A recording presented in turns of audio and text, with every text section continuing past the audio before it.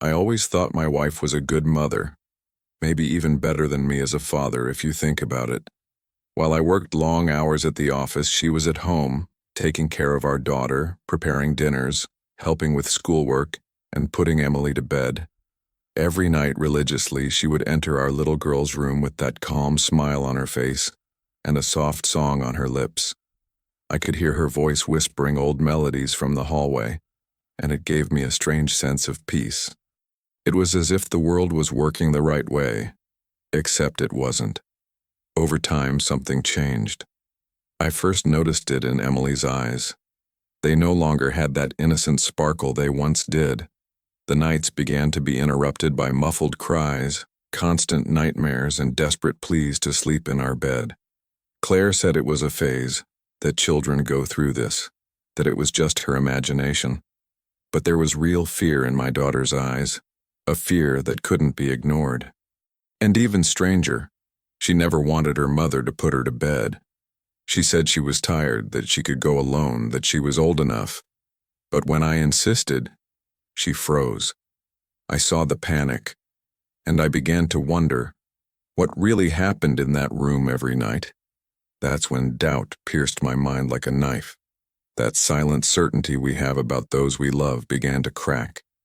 I wanted to believe it was all in my head, that my daughter was just going through a difficult phase. But the truth is, something was screaming inside me, and I couldn't pretend I didn't hear it anymore. Before we continue, comment below which city and country you're watching from. Subscribe to the channel and leave a like. The first time I noticed something strange, I tried to ignore it. Emily woke up in the middle of the night sweating, trembling, and came running to my bed. When I asked what had happened, she just said, "The room is too dark, Daddy," and snuggled into my arms. Claire appeared soon after, saying she had only come to sing a lullaby and that the little girl was too sensitive. It was the middle of the night. I was exhausted, and I accepted that explanation as truth. But something in my daughter's expression stayed in my mind. It wasn't just fear of the dark. It was something more, something she didn't know how to explain. In the following days, this pattern repeated itself. Emily began to have difficulty sleeping, threw tantrums when bedtime approached, and begged me to be the last to say goodnight. When I suggested Claire go with her, she froze, changed the subject, or started crying. Claire noticed this behavior and said it was a phase, a tantrum, something a spoiled child would do. I wanted to believe her, truly, but my daughter, once cheerful and talkative, was becoming increasingly quiet. Her eyes, when she looked at me, pleaded for help without saying a word, and that began to eat me up inside. I started noticing small details that had previously gone unnoticed. Emily avoided hugging her mother, became rigid when Claire approached, and, most importantly, her behavior completely changed when we knew her mother was nearby. It was as if she withdrew into herself.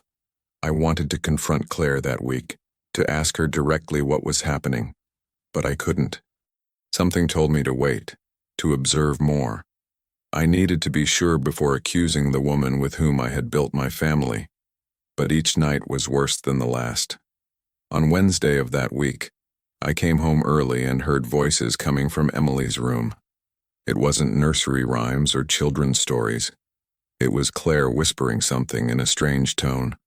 When I approached, everything went silent. She left the room smiling, as if nothing had happened, and said, "She fell asleep quickly today." But when I went into the room and saw Emily with her eyes open, paralyzed, staring at the ceiling, my heart sank. I asked if everything was all right, and she just shook her head, voiceless. It was as if something had been ripped from her that night, and I couldn't pretend I didn't see it anymore. It was at that moment that I realized I could no longer trust Claire's words alone. As painful as it was, something was deeply wrong within our home, and my daughter was at the center of this nightmare. I decided I wouldn't wait any longer. From that night on, I became more vigilant. With every step, every nocturnal movement, I listened with a racing heart. Doubt gradually turned into certainty, and the anguish of not knowing gave way to an increasingly strong instinct. A father knows. And in that instant, I knew. There was something she was hiding from me, and from our daughter. Emily's transformation wasn't sudden, but gradual. First, she stopped laughing at the same things. Then she stopped playing with her favorite toys. She started drawing strange things.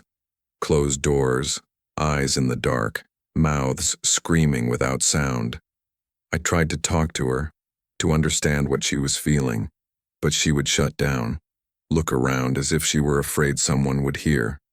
When I asked directly if something happened at night, she only replied, "It's a secret, Daddy." Mommy said it's a secret. That destroyed me. My instinct screamed, but I still hesitated to act. I wanted to believe it was just a misunderstanding. One of the following nights, she had a panic attack. She woke up screaming, her hands covering her ears, saying that she was coming back, that she needed to hide. I ran to the room and hugged her tightly. Claire appeared soon after, feigning surprise, saying it was all an act, but Emily flinched at the sight of her, and that hit me like a punch in the gut. After Claire left, I asked who she was. Emily looked away and remained silent. I understood in that instant.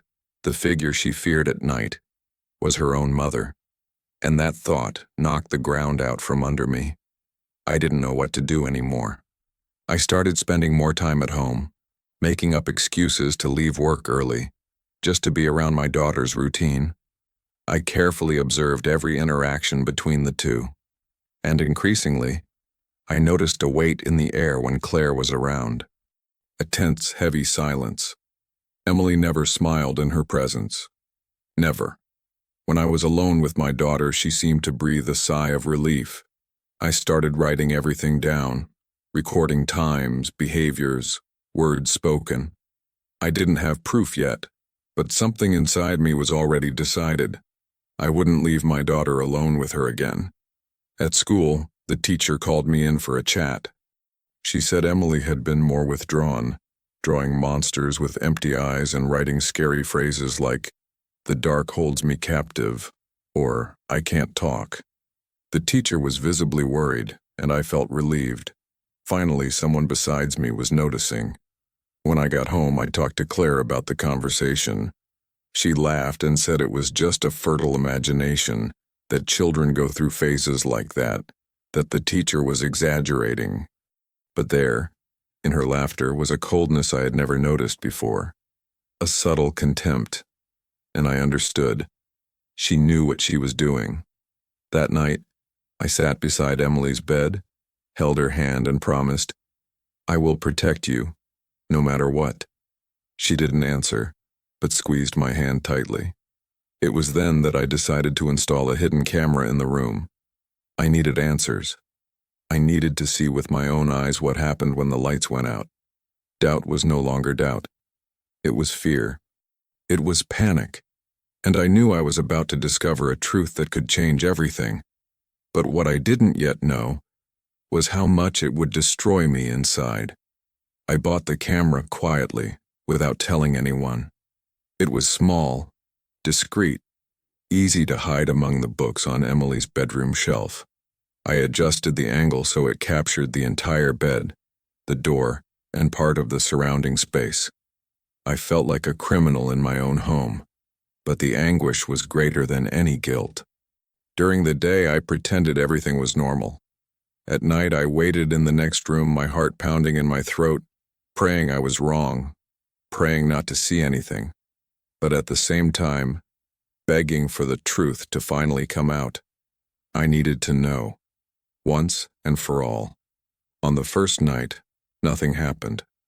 Claire entered the room calmly, sat on the edge of the bed, sang a soft song, and left minutes later. Emily was tense, but remained quiet. I reviewed the footage dozens of times. No clear clues, but the tension in my daughter's body was visible. The way she cowered, how she avoided looking her mother in the eye. She seemed like a cornered animal, trained to obey through fear. I continued recording every night, without missing a single one. And it was on the third day that something changed. Claire didn't know she was being watched, and in that silence of the early morning, her mask fell. She entered the room without singing, without smiling. She sat on the bed and began to speak in a low but firm tone. "You're not going to turn Daddy against me, understand?" she said. "If you tell anyone, I'll disappear forever, and it will be your fault." Emily wasn't crying. She just stared down, motionless. I watched in shock. My wife, my partner, using her voice to implode our daughter's soul. I paused the video, got up from the chair, and went straight to the room. I stopped in front of the door, but I hesitated. Something inside me froze. I needed more. In the following days, the recordings became even more revealing. Claire didn't yell, she didn't hit, but her words were invisible blades. She manipulated, distorted reality, saying that Emily was only loved when she obeyed, that bad children made their parents suffer. Each sentence was like distilled poison. Emily, increasingly withdrawn, only shook her head. It was subtle, calculated, cruel abuse. It didn't leave marks on the body, but it left scars on the soul. That explained the drawings, the fears, the silence. I watched everything in the early hours of the morning alone, with tears streaming down my face, my stomach churning and my anger growing. How could I have let this happen? After a week of accumulating images, I knew I needed to act, but part of me was still paralyzed by shock. I saw Claire every day, pretending to be the perfect mother, offering fruit for snacks, fixing Emily's hair before school, smiling at me as if everything was normal. It was terrifying how she could maintain that facade. It was like living with a stranger, someone who was wearing the skin of the woman I loved. I decided that before any confrontation, I needed to ensure Emily's safety. I planned a weekend getaway, just the two of us. It was time to protect her. For real. On Saturday morning, I prepared everything. I told Claire I needed to take Emily for a drive, just the two of us, a father-daughter thing. She didn't question it much, just gave the girl a quick kiss on the forehead and said, "Behave yourself." Emily didn't answer. In the car, after a few minutes of silence, I asked if she felt safe with me. She hesitated, looked out the window and murmured, "When Mommy's not around, yes." My heart tightened. I needed to be careful. I couldn't force her to tell me. So I said that, no matter what, I would believe her, and that nothing that happened would be her fault. We went to a park far from home where she loved to play when she was younger. Gradually, I saw a shy smile appear. It was as if, away from that heavy atmosphere at home, she breathed easier. When we sat on a bench, she took a folded piece of paper from her pocket. It was a drawing, a woman with red eyes surrounded by trembling words. Don't tell. Guilt. Alone.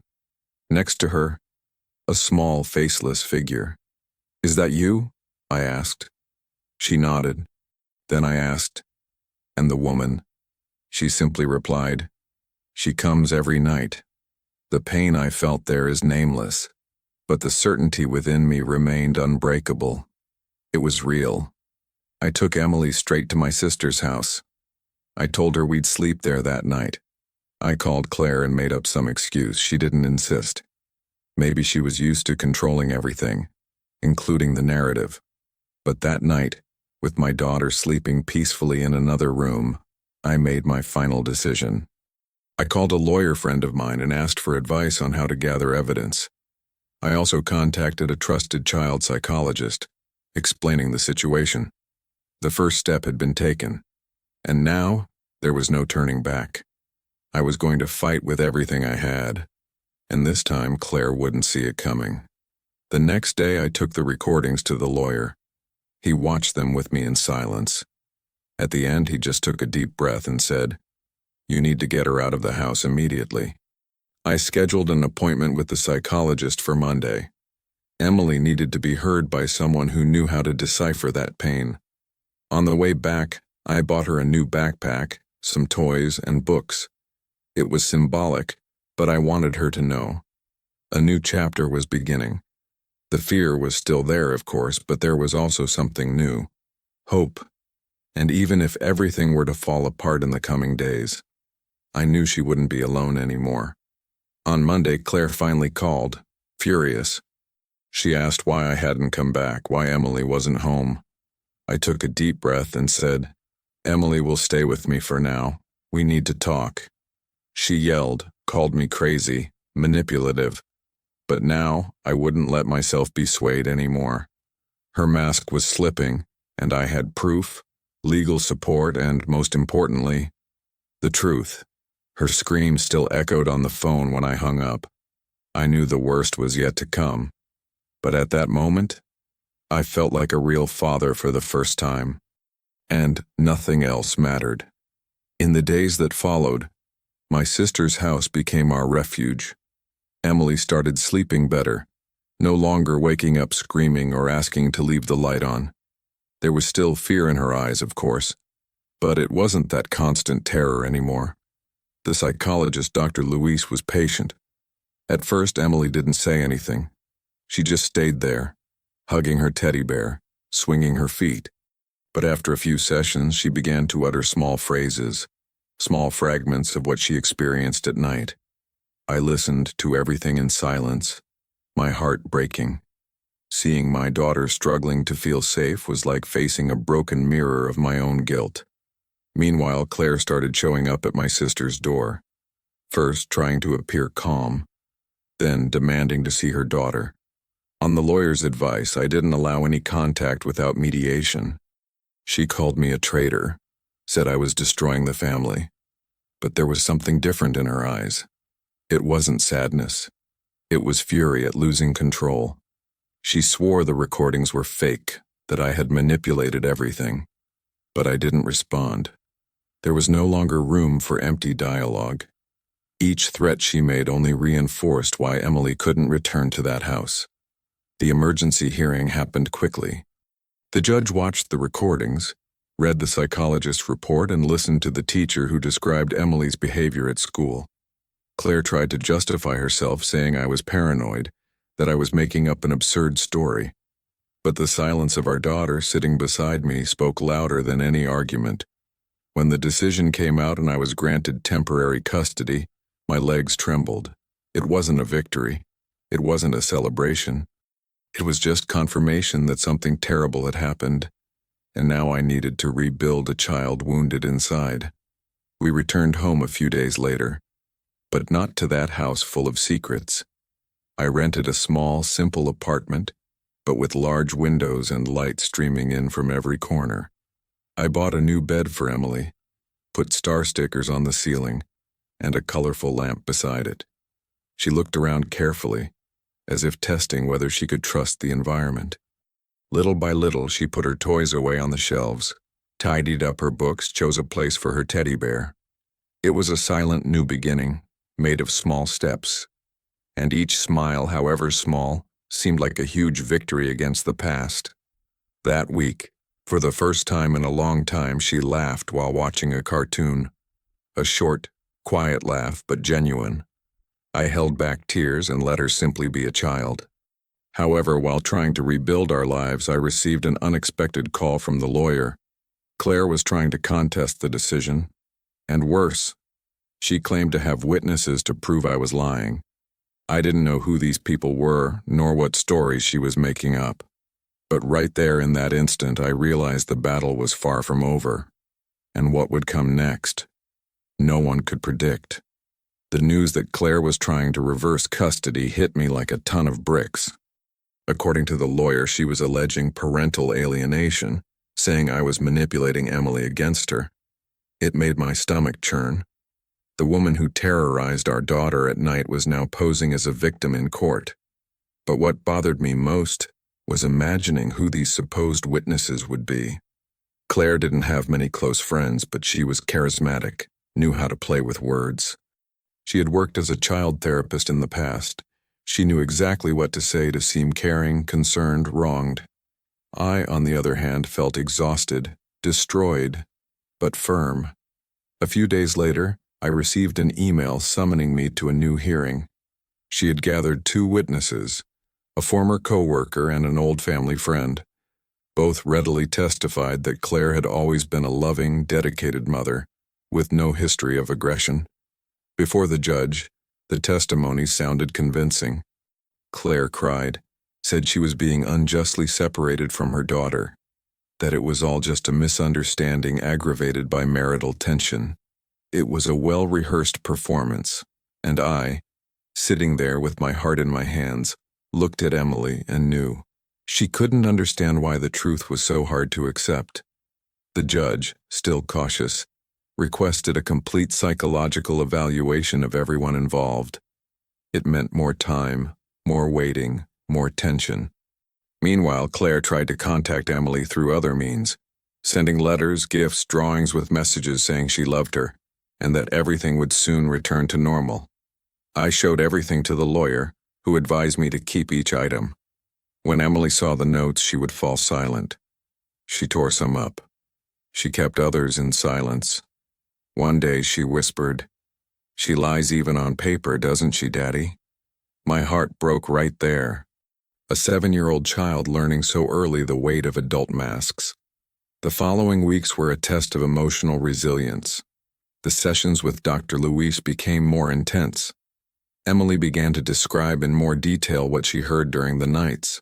Phrases like, "No one will love you like I do," or "You destroyed Mommy," emerged amidst her accounts. The psychologist cautiously pieced together my daughter's emotional puzzle. I listened to everything with pain, but also with gratitude. Each word was living proof, a record of something that could no longer be erased. And all of this would be attached to the new report that would be delivered to the judge. On the eve of the new hearing, I sat with Emily and explained that we might need to go to court again. She asked if her mother would be there. I confirmed. She took a deep breath and said, "I don't want to go back with her, Daddy." I hugged her tightly, promising I would do everything to prevent that from happening. But even with evidence, reports, true testimonies, I knew that justice wasn't always fair.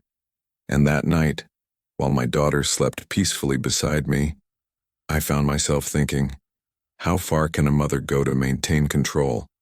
And what else would she be capable of doing? The second hearing was even more tense than the first. Claire was impeccably dressed, like a fragile woman in distress with red eyes and a choked voice. Her lawyers presented the alleged evidence of parental alienation, including excerpts from old conversations in which I complained about the stress of fatherhood. Out of context, of course. I remained silent, firm. My lawyer presented the psychologist's reports, the videos, the records of Emily's behavior. This time, the judge seemed more sensitive to the details. She requested that the child not be heard at the hearing, but that new professionals be involved in the case. The legal battle only intensified. Emily began to feel the emotional impact of the dispute. Even protected, even far from her mother, she felt the weight of each step in court. She started having trouble sleeping again, although without the night terrors of before. Dr. Luis advised me to keep her routine as stable as possible, with games, calm conversations, and light activities. But I could sense the fear between the lines. Every time the phone rang, she would shrink back. Every time she saw my serious face, she would ask, "Is she going to take me, Daddy?" And that tore me apart. I couldn't promise something that justice hadn't yet guaranteed. One night while we were watching a cartoon, Emily looked at me and asked, "Are you afraid to sleep sometimes too?" That caught me off guard. I replied that yes, even adults feel fear. She smiled slightly and said, "I like it when you stay awake next to me." That simple phrase became my mantra in the following days. I worked less, cooked with her, read all the children's books she wanted, invented new stories. It was as if we were trying to rebuild an interrupted childhood. And even with the shadow of the process, I refused to let fear dominate our home again. The following week, I received a call from the school. The teacher said that Emily had spontaneously spoken about what her mother did. Not in detail, but enough to reinforce what was already being investigated. She said that her mother said bad things, made sad promises, and said that if she told her father, he wouldn't love her anymore. The teacher formally reported everything. This was invaluable to the process. But more than that, it was liberating. Emily was beginning to express herself, to let the truth out without so much fear. And that gave me the strength to keep fighting. At the end of that same week, the lawyer called me with crucial news. The judge had accepted the new report and suspended any attempt to reverse custody. Claire was legally prevented from trying to regain custody, at least until a new, complete judicial evaluation. That was an immense relief, but I knew it wasn't the end. Claire was still around, still watching, still breathing hatred. And even without direct access, I felt she wouldn't accept losing control so easily. And what happened next proved exactly that. A few days after the custody order was suspended, I received a notification. Claire had tried to enter Emily's school without authorization. She told the staff that she had the right to see her daughter and tried to force her way in. The well-trained staff prevented her. The administration called me immediately, and I went there as quickly as I could. Luckily, Emily didn't yet know what had happened. But that episode confirmed something I feared. Claire hadn't given up. She was willing to break any rule, any limit. I spoke to the lawyer again, and we filed a new request for a protective order. Now, it wasn't just about custody. It was about safety. The judge was quick and firm.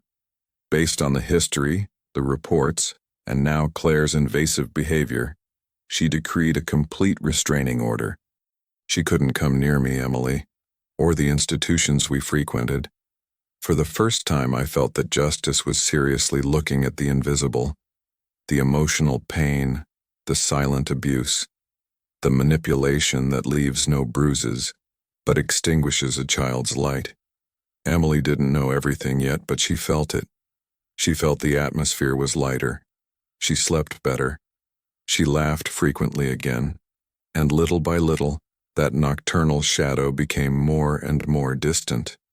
Time passed slowly, but it healed little by little. Emily started group therapy with other children, and for the first time she spoke about her mother's bad words without crying. She drew with vibrant colors, spoke of monsters being defeated, of doors opening to beautiful places. I watched her grow with pride, but also with the pain that would never completely disappear, the pain of not having realized it sooner. But the most important thing was that she was now safe, free, truly loved. And I, although broken inside, rebuilt myself with each act of courage I saw in that incredible girl. Claire disappeared from our radar. The last contact was through a lawyer who said she was leaving town. I don't know if that was true, or where she is now. And honestly, I don't want to know. My focus is on Emily.